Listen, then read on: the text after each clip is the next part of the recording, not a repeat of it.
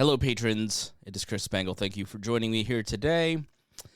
I am glad to be talking to you here on a frigid Indiana day. We had 7 inches of snow on Monday, and we're getting 4 today. And let me tell you, it's been magical for the kids. I've got a 1-year-old, Matthew's 19 months now. Eleanor's 6 now. She just turned 6.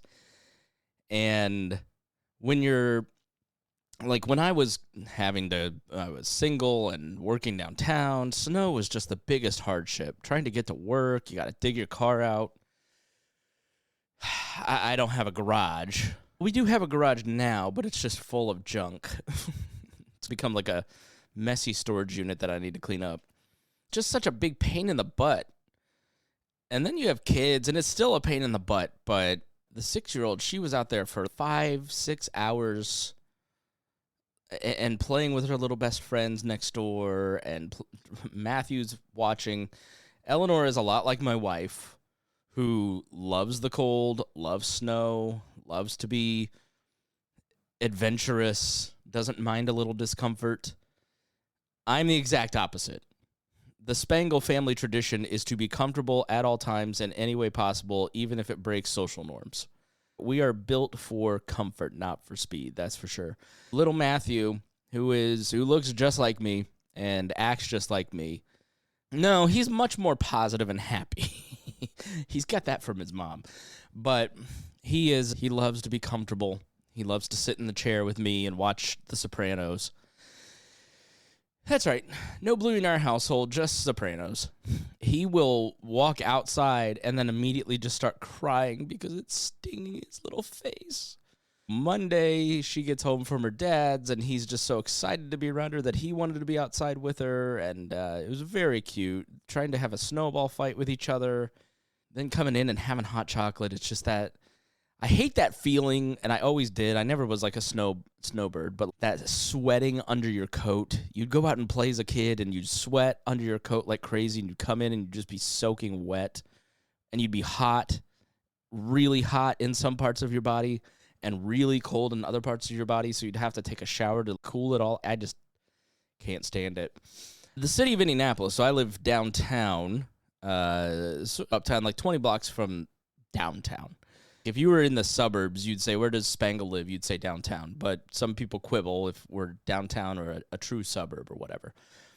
But the city is reminding people that if you don't shovel your sidewalk, you could face a $50 fine. Okay, everybody on our streets shoveled their sidewalk that day. You know why? Because we are in a walking area, and it is the right thing to do. Not because they were going to get fined. They probably didn't even know that. It's just habit. You shovel your sidewalk, especially in a place where we live. It's not, if you lived in like a suburban addition, maybe some people need to use the sidewalk to get to the school bus, that sort of thing. But where we live, like, people don't have cars, some of them. And so they have to walk over to the bus station, or they walk to work, or whatever it may be. Excuse me. So it's just a culture where I live to shovel your snow. Guess whose road isn't plowed 5 days after the big snow? This guy. So you're telling me that you're going to fine me $50 if I don't shovel the sidewalk that you own and control and are responsible for upkeep on? Because if that sidewalk goes to crap, then you're the one that comes out and fixes it, not me, because it's technically your right-of-way.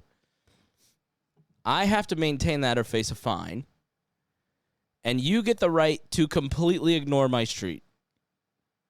So now 5 days after, the snow is packed down and it's iced over, so you can get across it except at the cross intersections. Now there's a big snow coming, and it's going to be, that cross section is going to be impassable because it's all chopped up, and it's not, you can get your wheels stuck in it. It's going to be impassable. Where do I send my fine? Who do I fine? These little things just irritate me. Like, I don't know why. I look at the war in Ukraine and go, yeah, federal government's going to send them a lot of money. That's just what the federal government is, isn't it? But this just really, I think it's because it impacts your daily life. And for mayors of a city, snow removal, trash removal walkable sidewalks and potholes are like the thing that you have to worry about.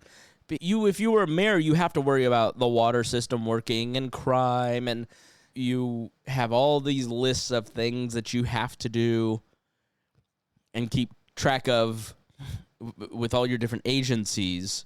But the thing that people really impacts them is like potholes and snow removal, and if their trash doesn't get picked up, which is usually leased out to private company, which is why it works. So I'm irritated about that.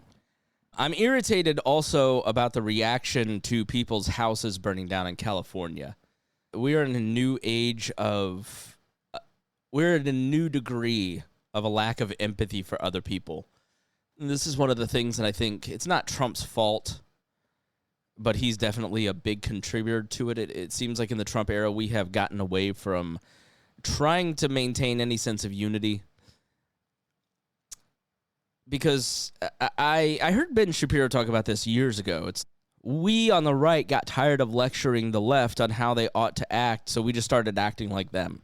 It's the prisoner's dilemma. The one prisoner's in one room, the other's in the other, and your partner ratted you out. You, as the prisoner, have to determine if the cops are telling the truth. Did they rat you out or did they not? So what do? Do you take the risk that they didn't rat you out, or do you continue on?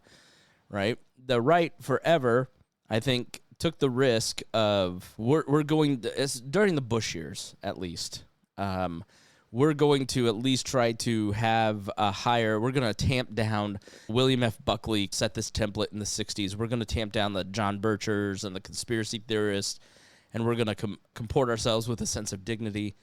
And then when I went to CPAC in 2003, Andrew Breitbart was big on, we need to give all that up and just become, it's like a former podcast partner says, you choose to be good and suffer the indignities, or you choose to be a monster and you go all in.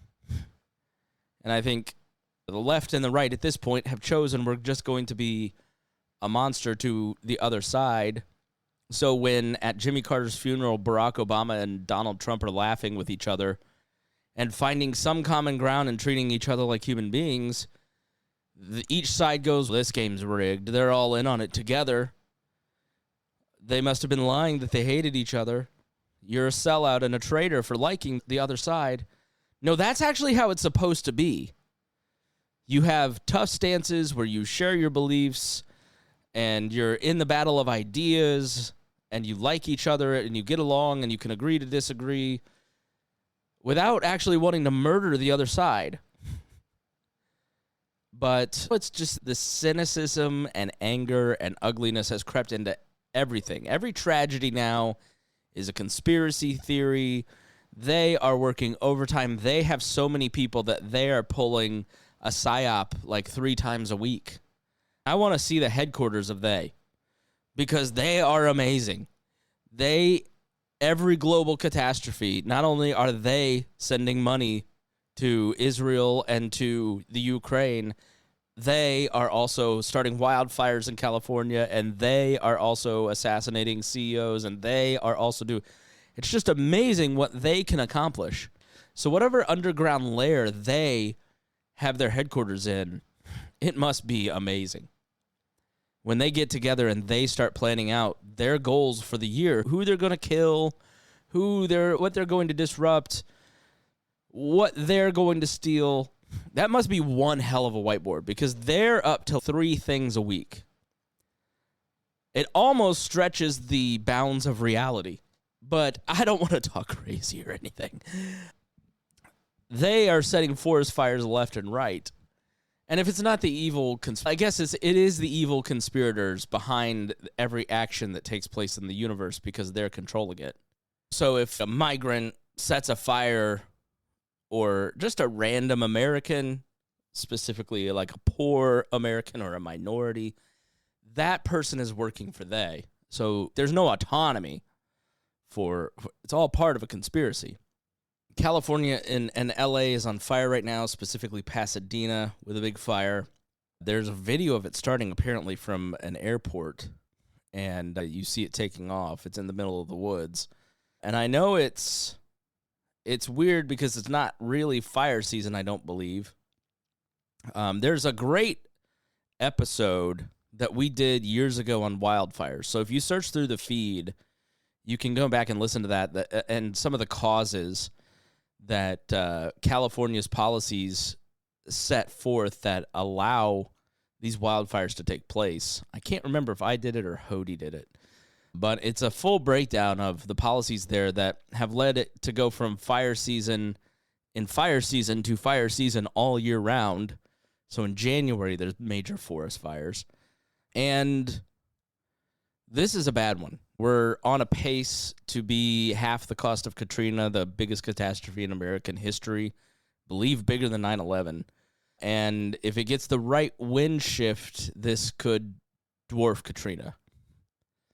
And people talk about it in dollars and cents as a way to judge the magnitude. But the magnitude of it for the people that live it is incredible. I had some family that lost their house in a San Diego fire years ago.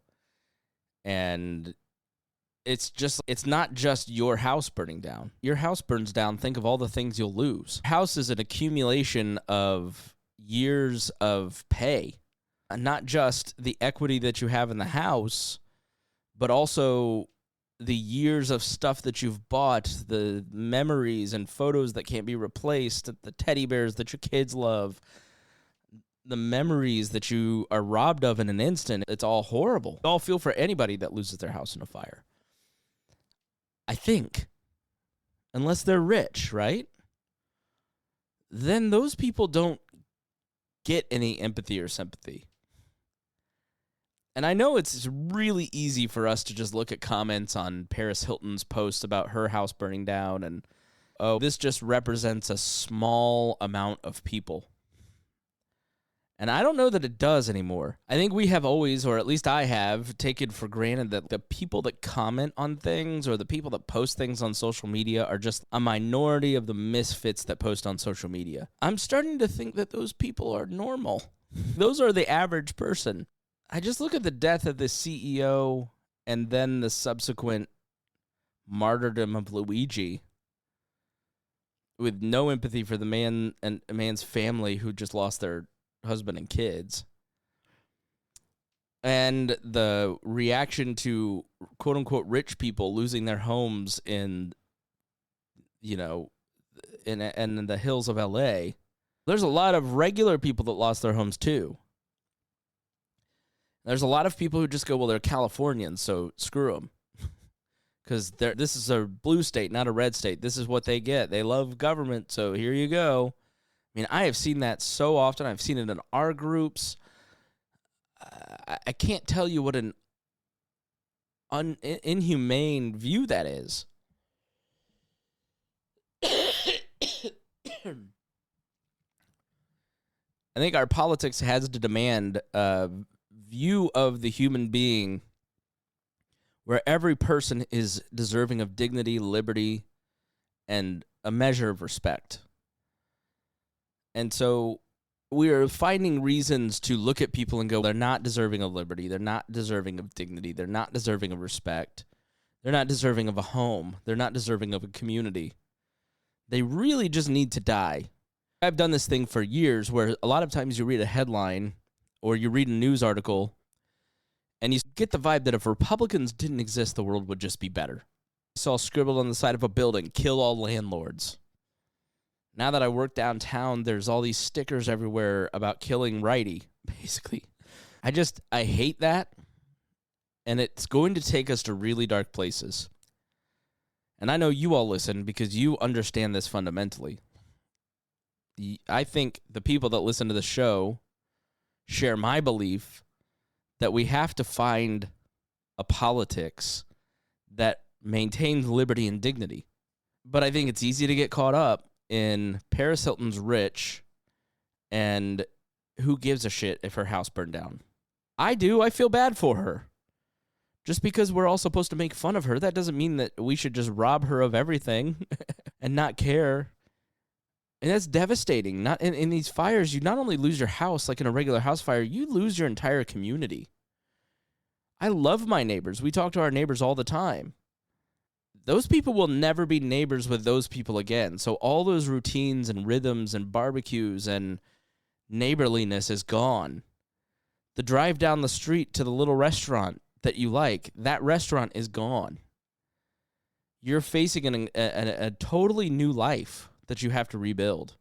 And I saw one woman on CNN yesterday. She lost her neighborhood and her house in one of these fires about 6 years ago, and they rebuilt, and now it's gone again.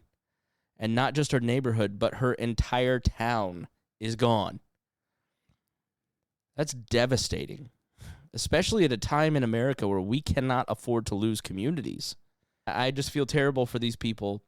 It's just hard to imagine that entire blocks and towns get wiped off the face of the earth. I feel like we feel like this isn't fair. We live in the greatest technological society of all time that can solve any problem. We can't. There's no fairness. I don't know. Everything comes around.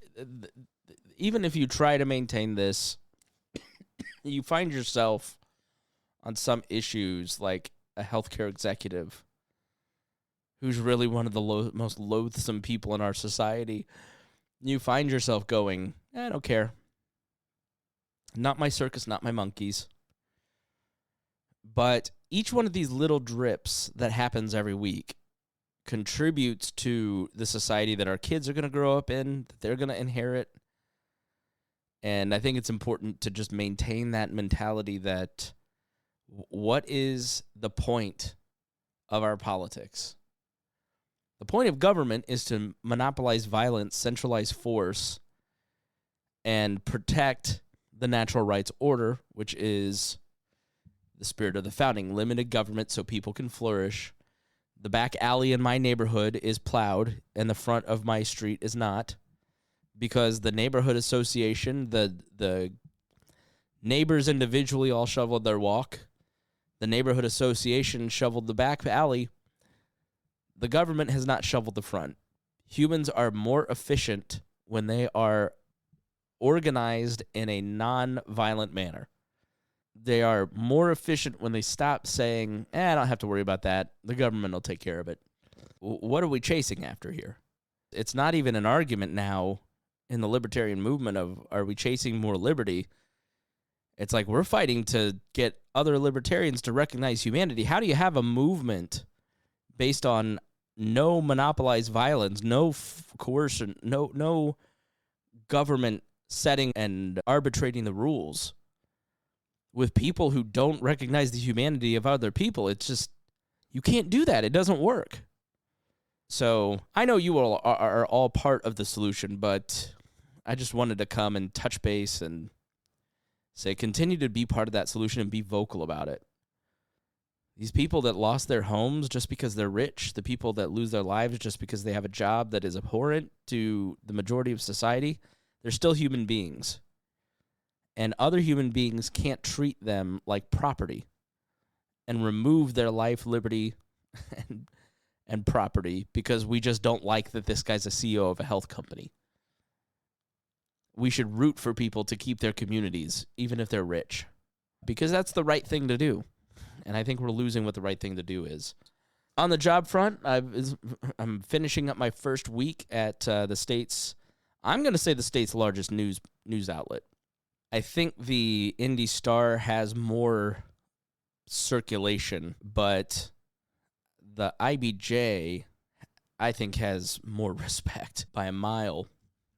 And what I've learned in the newsroom over the first week is how few people are coming in to give us diktats. It's amazing how many people come in. I haven't met my Zionist master yet. I'm looking forward to that. I haven't met the establishment yet. They have not sent their representative to me to give me instructions yet. What I've met are a lot of, did you have a high school newspaper? I was on the high school newspaper. And everybody that I'm around at this newspaper is a lot like me. It's funny how your high school thing is the thing that you have for most of your life. If you're a jock, you're probably still a jock. If you're a frat boy, you're probably still... My boss, Bob and Tom, is the ultimate frat boy. My final... And I was on the high school newspaper. Nerdy people who are very serious and very curious and very hardworking because they're in it for a common cause. I think that's probably why we haven't talked politics at all with anybody. I know the owner is head of the Liberty Fund. He's the chairman of the Liberty Fund, which is a major libertarian think tank. So I think that's cool. The first time I ever sent a resume with Wall on it, and it helped. But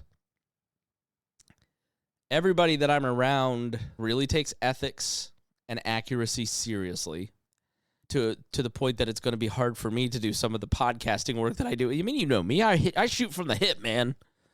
There's no editorial process on this bad boy. And that's new media, right? It's just dudes sitting around talking about things, or dudes sitting around talking to their co-host who has an OnlyFans. Shooting from the hip. That's what people want. That's what regular people do. Well, that's not quite what happens in a journalistic outfit. So, but really just decent people, smart people, curious people. They are not looking to subvert your life. They're literally all just really passionate about giving good information. It's been interesting. I think it's going to be interesting to be like a libertarian podcaster that works in a newsroom. Just talked about mission, not that much about issues with each other. So I don't know that there's been that many there's been no disagreements. Everybody's been awesome.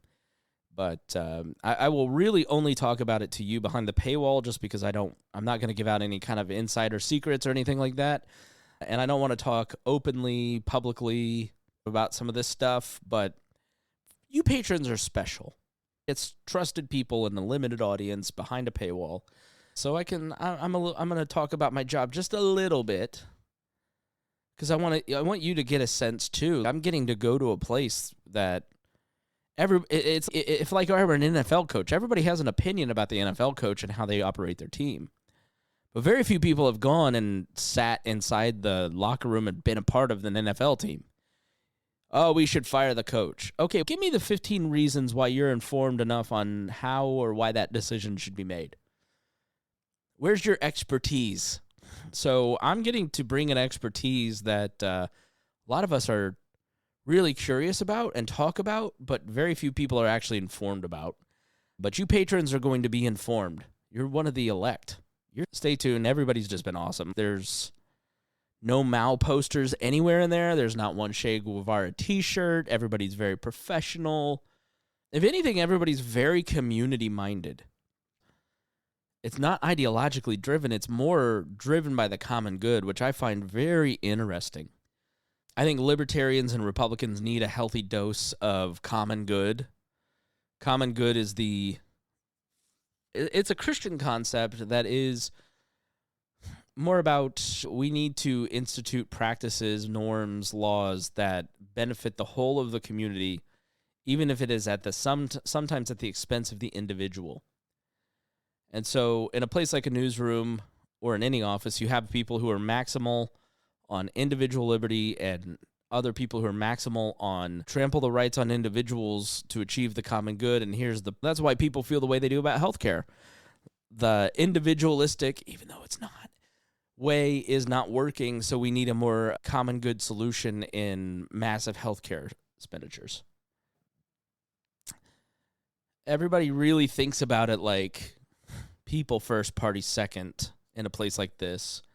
I'm excited to learn and dig in, and excited to share some of this stuff with you. All right, thank you so much for joining me. Thank you for being patrons. I appreciate your patience.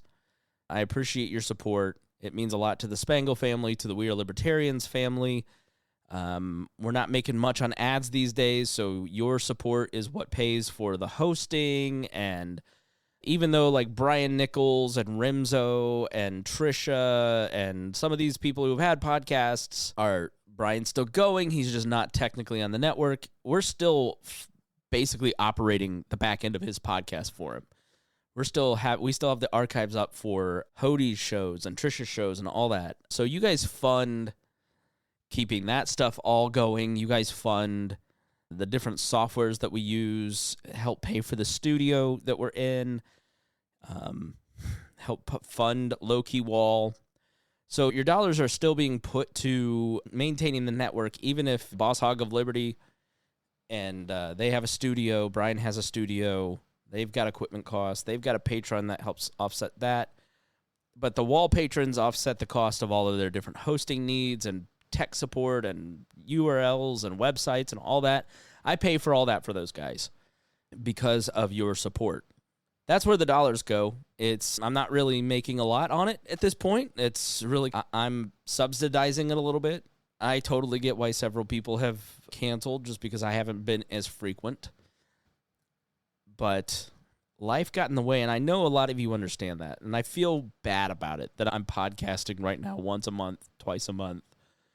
And I'm going to step that up because you make a commitment. I want to make that commitment back to you to give you information. It's been a very hectic 3 months for sure. And now that I am getting a little more settled in the new job and the new rhythm, and I've got some of that freedom instead of being at the office right now, I'm recording this. Don't tell them that. But as long as I get my work done today, they don't care. So I'm going to get my work done. I get to come talk to my friends for 30 minutes, and then that time's theirs, right? So that's the really cool thing. I'm in a great spot. If you've been a long-time listener and you remember the first administration and then the ending of the first administration and then the dating and then the Nazi talk and all the stuff that has gone on in my life the last 10 years, I'm in such a healthy place mentally, emotionally, physically, communally, spiritually, financially, that I'm trying hard not to mess it up. And you've been an emotional misfit that tries to sabotage yourself for 38 years. You really, 4 years into it, I've got a handle on all my self-sabotage. But yeah, things are going really well in my life, and a big part of that is We Are Libertarians and the Chris Spangle Show and all the community around it like you. And I'm just so grateful for it. Grateful for Harry and Reinhold and Brian Nichols and all the people that you don't even see that are behind the scenes of this. People like Christy Avery, who does a lot as our Patreon manager. Thank you to them. I hope you have a great year. I hope that you are blessed, that you are thriving in all those different areas. And I'd love to hear from you. It's chris@chrisspangle.com. Send me an email. Let's talk. Love to check in with you and chat. You have an open door policy with me. If there's something you'd like me to cover or something you'd like me to talk about or somebody you'd like me to interview, I'm all ears. I'm all ears on some of that stuff. All right, thank you. I hope you have a great day. I hope you have a good 2025, and we will talk to you again soon.